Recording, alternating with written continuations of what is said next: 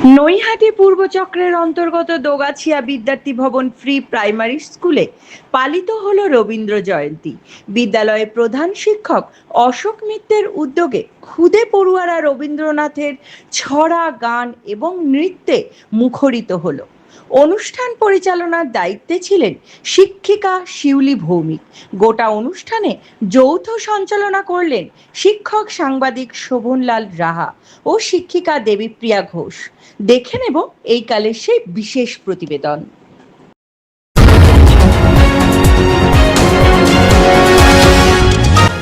আপনারা দেখছেন এইকাল.in, সঙ্গে থাকুন, ভরসা রাখুন।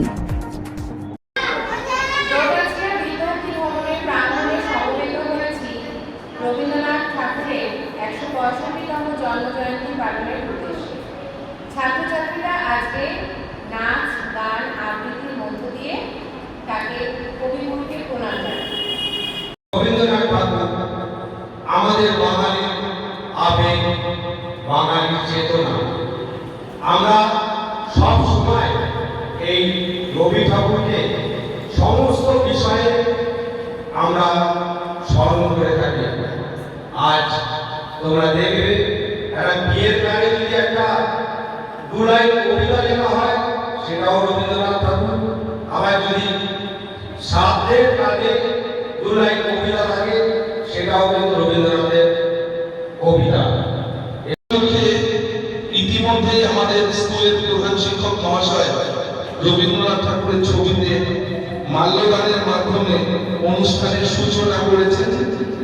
এখন স্কুলের খুদে পড়ুয়ারা কবিগুরু রবীন্দ্রনাথ ঠাকুরের লেখা ছড়া পাঠ করবে।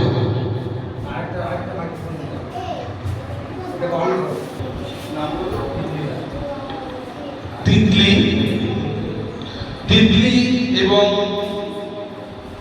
বিদ্যালয়ের কচিকাঁচা পড়ুয়ারা রবীন্দ্রনাথ ঠাকুরের ছড়া আবৃত্তি করে শোনাবে।